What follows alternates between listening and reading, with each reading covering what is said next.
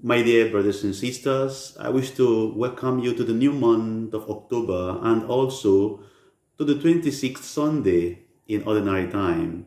Today, Jesus continues to speak to the consciences of his audience, reminding them to do the will of God. My dear friends in Christ, I would like to summarize my reflections on this 26th Sunday with the letters A, B, C, D. Does that surprise you? Now, in the first instance, let's talk about that God owns everything. All creation belongs to God. That's the A. All creation belongs to God, and it is God who assigns us. It is God who assigns us what to do to make creation better. Remember in the book of Genesis that God said, "Go into the world, increase and multiply." We are supposed to be pencils.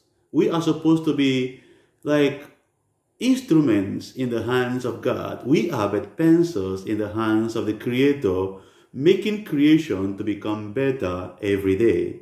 Now, the question we need to ask ourselves is, am I making the world better or am I making the world worse? Each time we do the will of God, we are making the world to become a better place. And by the way, what is the will of God? The will of God is that we should reverence Him. We should love God and also love our neighbor. How can we love God that we have not seen? By loving our neighbors. So the first letter is A. All things, all persons, all creation belongs to God.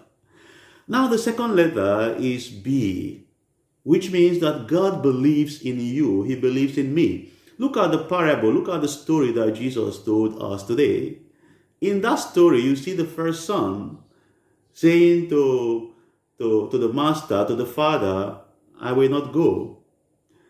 Then the second son said, "I will go." Now, God believes in both of them. Remember, these two persons can exist in one person.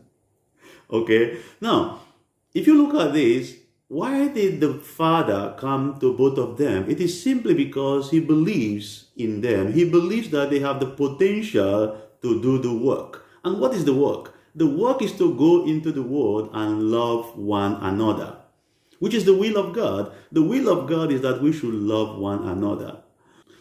So, my dear brothers and sisters, we see clearly in this letter B that God believes in your potential, even though sometimes we may not believe in ourselves because of maybe our ugly experiences of the past.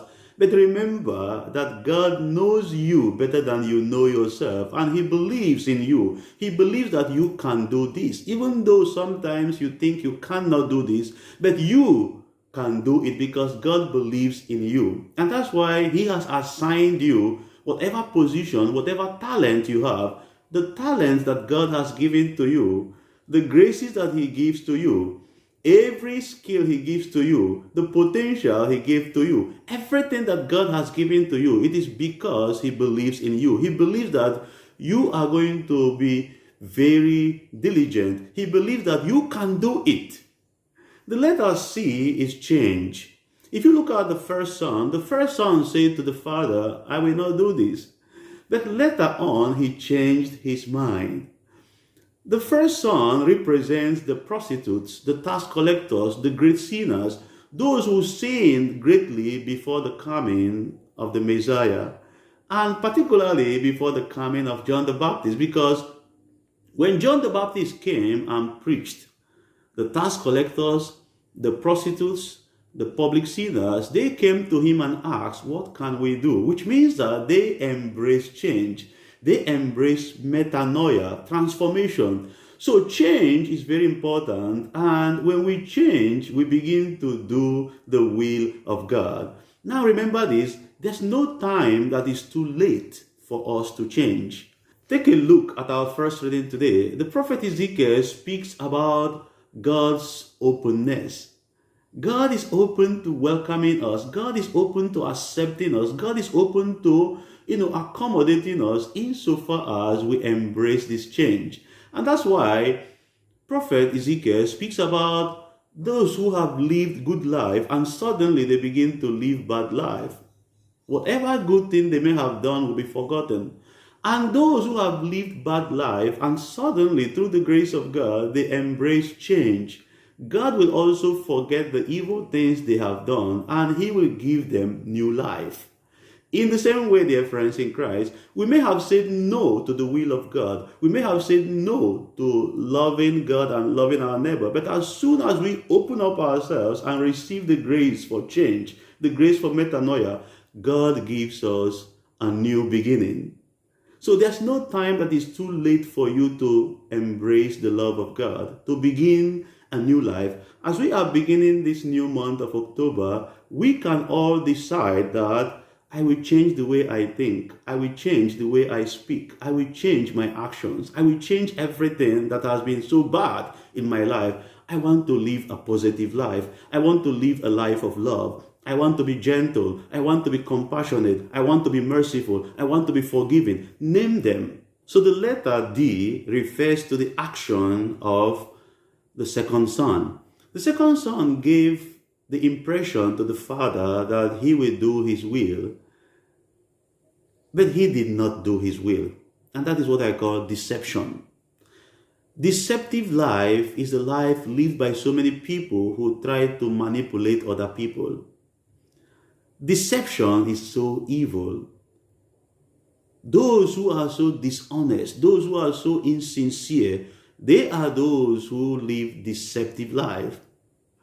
There's no need of pretending, pretending to be who you are not, pretending to do what you don't intend to do, pretending to make promises, you make promises that you are not ready to keep. It does not show that we are responsible. Many of us, we are so guilty of this. There are times we go to confession, we make promises to God, we are not going to do this, we are not going to do this, we are going to do this, we are going to do this, but at the end, we will never keep to our promises. Not just to God, we make promises to people around us. We make promises to our wives, our husbands, our children, our parents, but at the end, we don't keep the promises. We are just like this son. And many of us are just inside the church and we use the church to cover ourselves. Just like the high priest and the chief priest in the time of Jesus, they are those who are represented by the second son. We pretend to be so close to God, but we are very far from God.